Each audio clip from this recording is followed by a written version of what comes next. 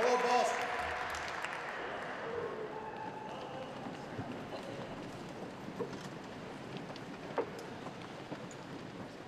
Scripture tells us to run with endurance the race that is set before us. Run with endurance the race that is set before us. On Monday morning, the sun rose over Boston. The sunlight glistened off the State House dome. In the common, in the public garden, spring was in bloom. On this Patriots Day, like so many before, fans jumped onto the tee to see the Sox at Fenway. In Hopkinton, runners laced up their shoes and set out on a 26.2-mile test of dedication and grit and the human spirit. Across this city, hundreds of thousands of Bostonians lined the streets to hand the runners cups of water and to cheer them on. It was a beautiful day to be in Boston. A day that explains why a poet once wrote that this town is not just a capital, not just a place. Boston, he said, is the perfect state of bliss.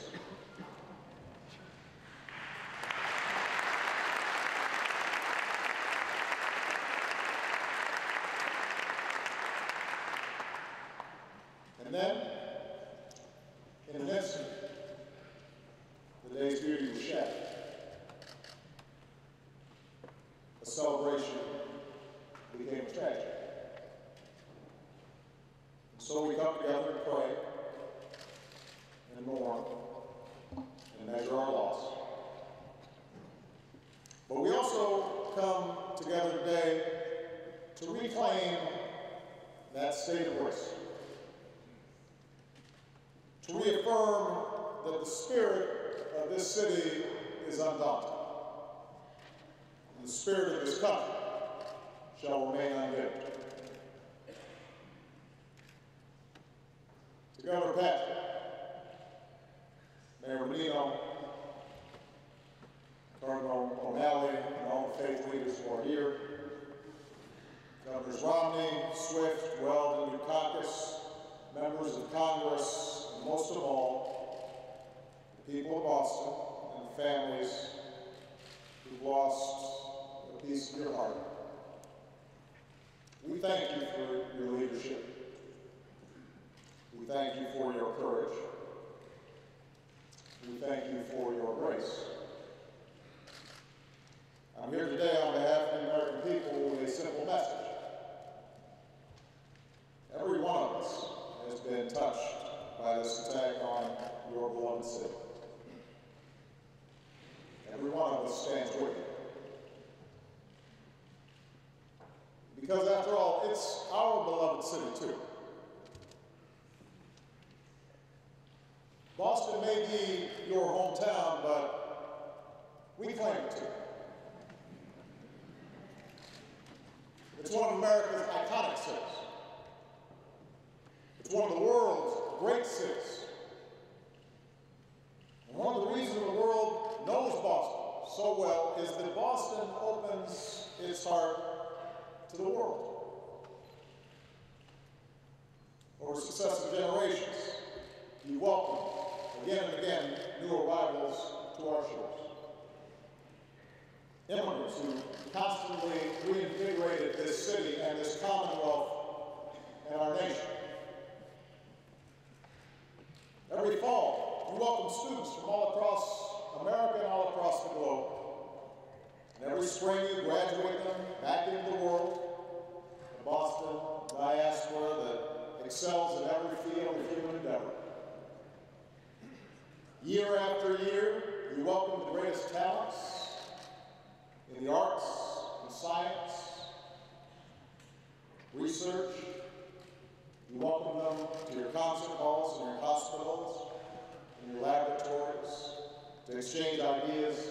insights that draw this world together. And every third Monday in April, you welcome people from all around the world to the Hub for friendship and fellowship and healthy competition. A gathering of men and women of every race and every religion, every shape and every size. A multitude represented by all those flags that flew over the finish line. So whether folks come here to Boston for just a day, or they stay here for years, they leave with a piece of this town tucked firmly into their hearts. So Boston's your hometown, but we claim it a little bit too. I know this.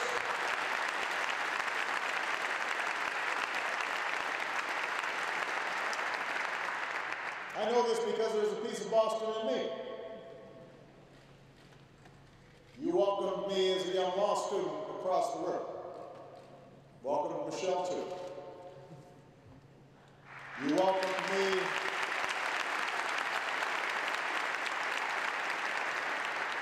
during a convention when I was still a state senator and very few people could pronounce my name right.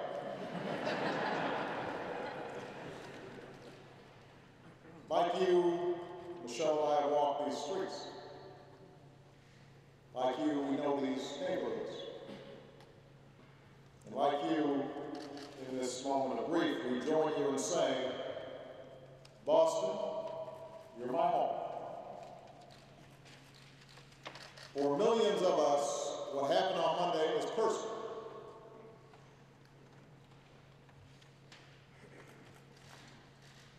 It's personal. Today our prayers are with the Campbell family of Medford. They're here today. Their daughter Crystal was always smiling. Those who knew her said that with her red hair and freckles and her ever eager willingness to speak her mind, she was beautiful. Sometimes she'd be a little noisy, and everybody loved her for it. She would have turned 30 next month. As her mother said through her tears, this doesn't make any sense. Our prayers are with the Liu family of China, who sent their daughter Lingzi to BU so that she could experience all that the city has to offer. She was a 23-year-old student, far from home, and in the heartache of her family and friends on both sides of the great ocean, we're reminded of the humanity that we all share. Our prayers are with the Richard family of Dorchester. To Denise, their young daughter Jane, as they fight to recover. And our hearts are broken for 8-year-old Martin with his big smile and bright eyes.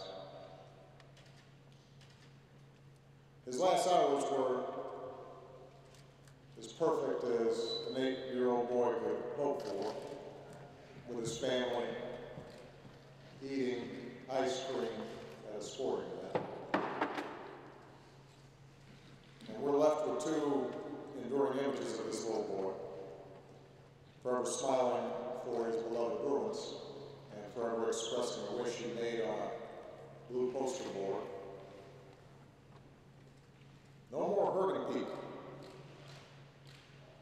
Peace. No more hurting people. Peace.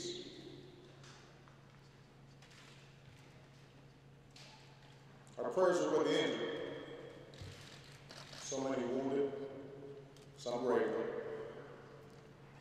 From their beds, some are surely watching us gather here today, and if you are, know this: as you begin this long journey of recovery, your city is with you, your Commonwealth is with you, your country is with you. We will all be with you as you learn to stand and walk, and yes, run again. Of that I have no doubt. You will run again.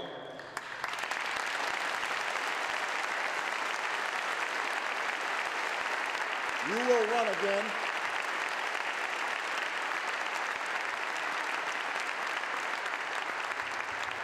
Because that's what the people of Boston are made of. Your resolve is the greatest rebuke to whoever committed this heinous act. If they sought to intimidate us, to terrorize us, to shake us from those values that Deval described, the values that make us who we are as Americans, well, it should be pretty clear by now that they picked the wrong city to do it.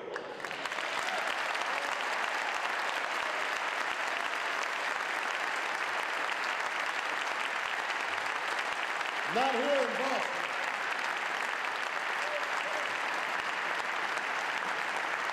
Not here in Boston.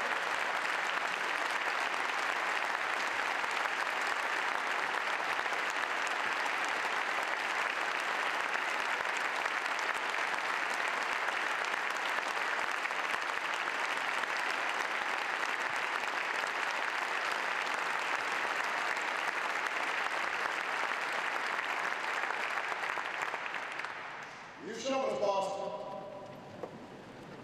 that in the face of evil, Americans will lift up what's good. In the face of cruelty, we will choose compassion.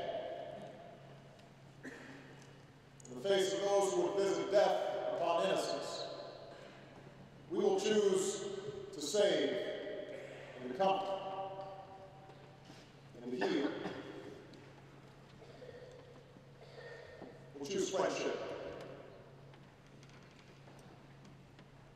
We'll choose love.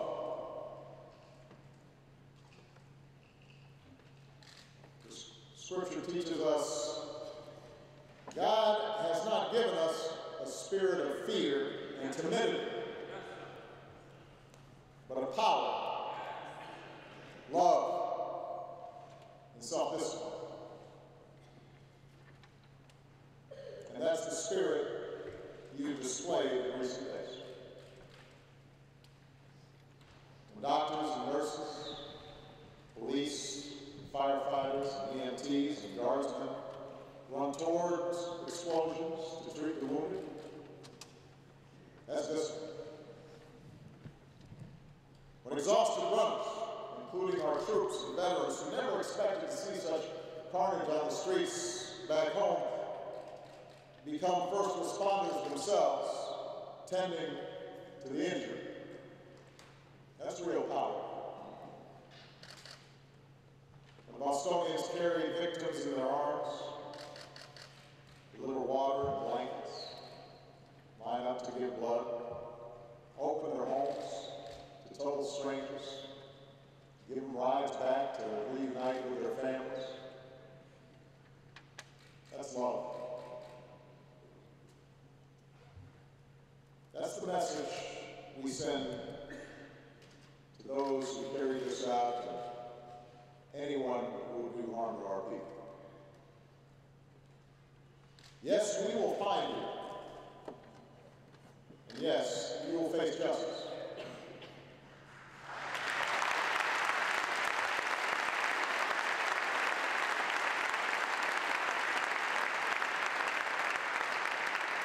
We will find you, we will hold you accountable, but more than that, our fidelity to our way of life, to our free and open society, will only go strong. God has not given us a spirit of fear and timidity, but one of power, love, and self-discipline. Like Bill Gifford, 78 years old, the runner in the orange tank top who we all saw get knocked down by the blast, we may be momentarily knocked off our feet. But we'll pick ourselves up. We'll keep going. We will finish the race.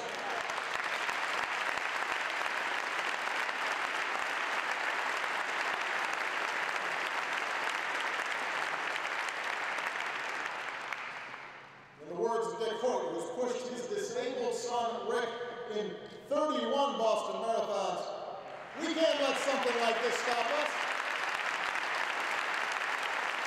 This doesn't stop us. And that's what you taught us, Boston. That's what you reminded us. To push on. To persevere. To not grow weary. To not get faint. Come on. Even when it hurts. Even when our heart aches. We summon the strength that maybe we didn't even know we had, and we carry on. We finish the race. We finish the race. We do that because of who we are.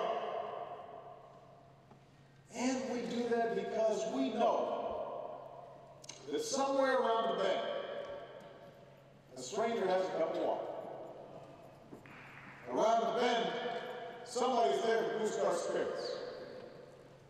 On that toughest mile, just when we think that we've hit a wall, someone will be there to cheer us on and pick us up if we fall.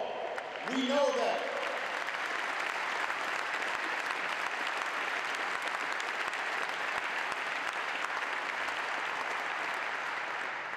And that's what the perpetrators of such senseless violence, these small, stunted individuals who would destroy instead of build and think somehow that makes them important. That's what they don't understand. Our faith in each other, our love for each other, our love for country, our common creed that cuts across whatever superficial differences there may be, that is our power. That's our strength. That's why a bomb can't beat us. That's why we don't hunker down. That's why we don't cower in fear. We carry on. We race. We strive.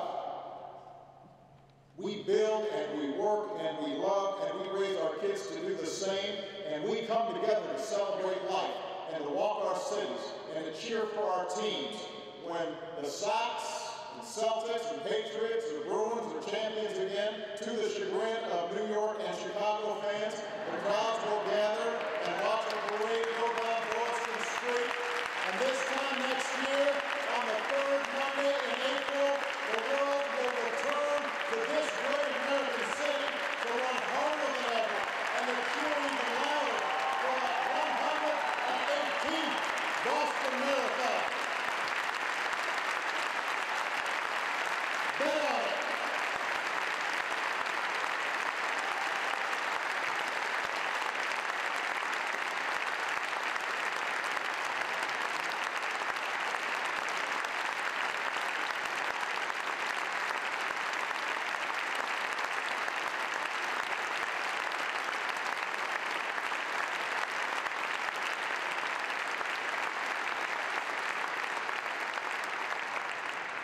Tomorrow, the sun will rise over Boston.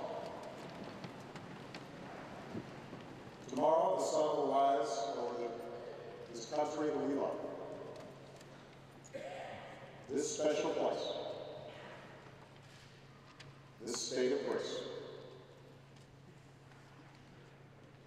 Scripture tells us to run with endurance the race that is set before us.